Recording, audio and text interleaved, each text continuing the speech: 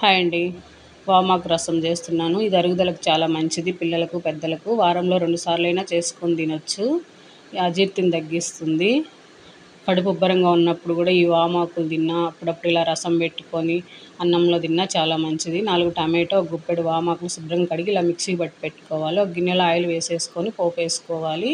2 ఎండుమిరపకాయలు, ఒక ఉల్లిపాయ పొడవు కట్ చేసి వేసుకొని ఫ్రై చేసుకోవాలి. ఉంటే కరివేపాకు కూడా వేసుకోవాలి. కాస్త పసుపు వేసి, ఒక స్పూన్ అల్లం వెల్లుల్లి పేస్ట్ వేసి బాగా ఫ్రై చేసుకోవాలి.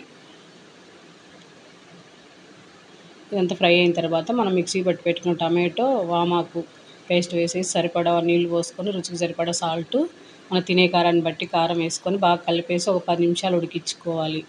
ఇందులో కొంచెం కొబ్బరి, ధనియాలు, తెల్లగడ్డ దంచిన పొడి వేసుకుంటే సరిపోతుంది మసాలా కోసం. 10 నిమిషాలు ఉడికిన తర్వాత మనం ఈ మసాలా పొడి వేసేసి ఒక 5-6 నిమిషాలు ఉడికించుకొని స్టవ్ ఆపేసుకోవడమే.